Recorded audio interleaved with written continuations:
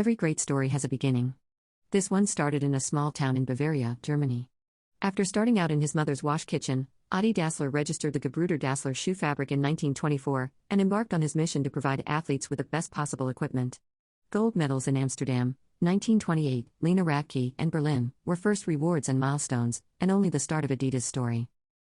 On August 18, 1949, Adolf Dassler started over again at the age of 49, registered the Adolf Dassler Adidas sports shoe fabric, and set to work with 47 employees in the small town of Herzogenaurach. In the same year, he registered a shoe that included the registration of the soon-to-become famous Adidas 3 stripes. From humble beginnings to a global success story, which was accelerated by a miracle in Bern. Who would have thought that screw and studs on lightweight football boots would help write history? When the German national football team faced the unbeatable Hungarians in the 1954 World Cup final, they won so much more than just a trophy. Their unbelievable victory would be heard around the world for decades to come.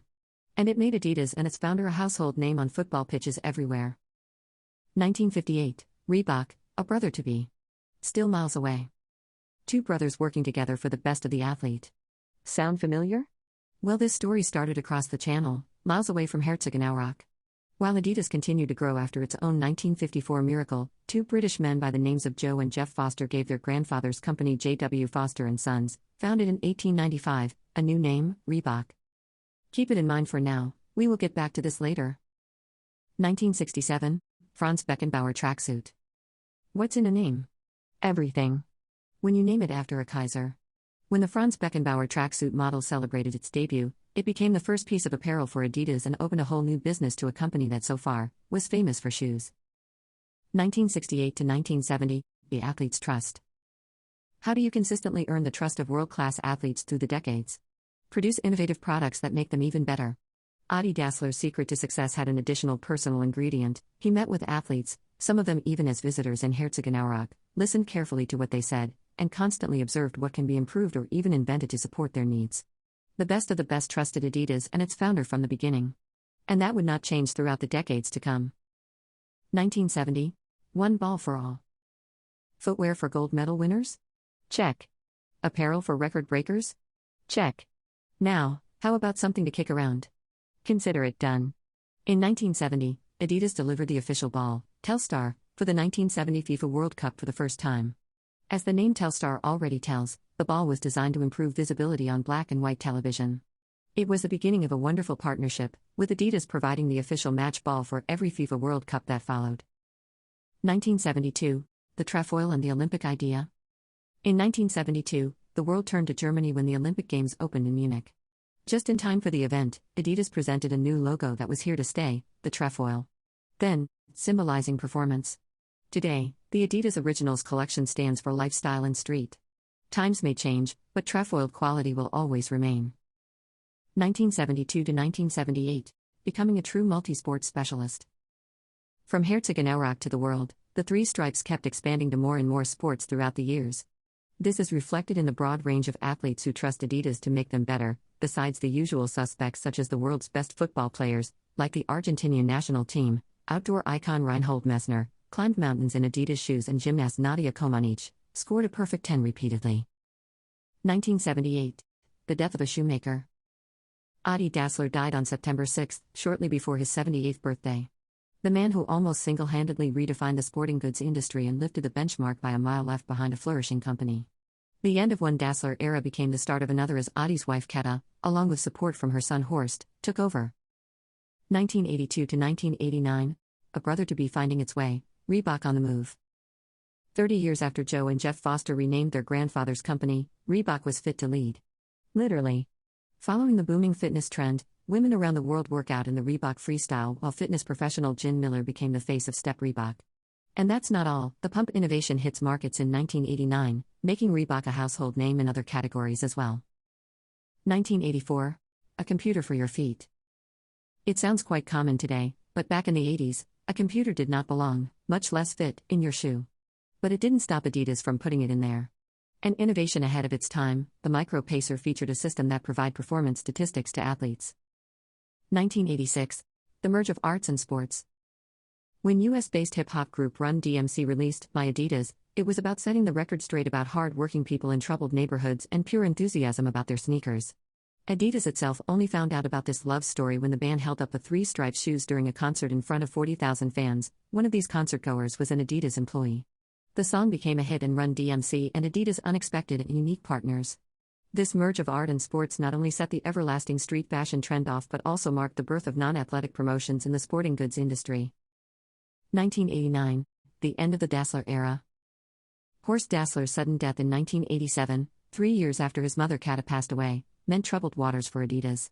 In 1989, Adidas became a stock corporation, and Adi Dassler's daughters sold their shares in 1990. After the Dassler daughters exited the company, the change in leadership and questionable strategic decisions caused a record loss in 1992 and brought the company close to bankruptcy. But who doesn't love a comeback story? 1993. A sleeping giant's new master. Robert Louis Dreyfus. The new CEO made an almost impossible job seem easy. Together with his partner Christian Tours, he understood that the almost bankrupt Adidas did not need to be reinvented, it simply needed a new direction.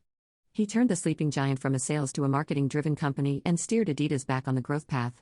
In 1995, 6 years after becoming a corporation, Adidas went public and its new marketing slogan could not sum it up better. We knew then, and we know now. 1989 to 1994, innovation never sleeps. While the company was still dealing with financial challenges, a new marketing team refocused Adidas on what it has been known for years, making athletes better. Some of the most famous Adidas innovations, such as Torsion, 1989, the equipment concept, 1991, the street ball campaign, 1992, and the Predator football boot, 1994, were born in this era. 2000s, new century, new divisions. As the new century started, Adidas reinvented the game again. In addition to its sport performance offering, Adidas is the first in the industry to introduce a new lifestyle segment, focusing on sports-inspired streetwear. In the years to come, new partnerships with Yohji Yamamoto, 2001, and Stella McCartney, 2004, were born along with exciting labels such as Y3, 2003, and Porsche Design Sport, 2007. 2004, impossible? Just a big word. In one of its most memorable marketing campaigns, Adidas shows its biggest athletes, including David Beckham and Haile Gebrselassie, facing their fears, defeats, and challenges head-on, only to prove that indeed, impossible is nothing. The slogan became synonymous with reaching your goals. 2006, Salomon leaves the team and Reebok joined the family. 1 year after Adidas and Salomon go their separate ways, when the latter and its brands, excluding TaylorMade, were sold to Amer Sports, Adidas acquired Reebok, including the brands Rockport and Reebok CCM Hockey, and brought together two of the world's most respected and best-known companies in the sporting goods industry. In June, the company was renamed Adidas AG. 2011. What belongs together, comes together. From the court to the catwalk, from the stadium to the street. The Adidas brand offers apparel and footwear for every sport, every fashion, and every style, whether you are an athlete or fashionista. In 2011, Adidas brings together sport, street, and style for the first time in one campaign to tell the world what it means to go all in, heart over head, inclusion over ego. All In, which features the likes of Lionel Messi, David Beckham, and Derrick Rose, grew from the idea that whatever your goals or challenges may be, you have to go all in for the ultimate success. Reebok focuses on its fitness roots. If it is already in your DNA, why reinvent the wheel? After Reebok dominated the fitness and aerobics movement in the 1980s with groundbreaking products and marketing, the company signed a long-term partnership with CrossFit, a core strength and conditioning program, in 2011. 2 years later, the studio categories yoga, dance, and aerobics followed, and Reebok has been back on track to become the best fitness brand in the world. 2013. Endless innovation. Running has changed forever. Big words. History will tell us if it is true. Adidas introduces the Energy Boost running shoe, which features a completely new cushioning material. Created in cooperation with the German chemical company BASF, the material combines former contradictory benefits of soft and responsive cushioning for a running experience unlike any other. 2019. Home Sweet Home. Adidas celebrates the opening of its new office building Arena, finalizing the expansion of the company's headquarters, the World of Sports in Herzogenaurach, Germany. Now, for the first time ever, all 5,400 Herzogenaurach-based employees are located on one campus in an environment that fully embraces the company's unique company culture. The globally applied My Arena workplace concept is fully integrated, offering activity-based working spaces with a focus on flexibility and communication. Assigned desks are a thing of the past, and employees can choose from a variety of different rooms and spaces dependent on their needs, from casual encounters to formal meeting rooms and areas for individual focus. 2021. Own the game. 2021 marks the release of Adidas' next 5-year strategic cycle. Own the Game puts the consumer clearly at the center of everything, acknowledging the role they have in shaping industry trends. They strive to live active and healthy lives, they wish to blend sport and lifestyle, they are digital by default and sustainable by conviction. Own the Game will capture these consumer-driven opportunities and carve out new ones for their benefit. The successful delivery of this strategy will enhance brand credibility, elevate consumer experience, and push the boundaries of sustainability.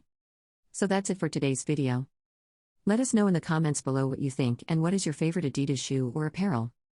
Also, if you like this video, please don't forget to gently assassinate the like button until it turns blue, and if you are new to this channel, please subscribe and hit the notification bell icon, so that you are notified about new weekly uploads we make. Till next time.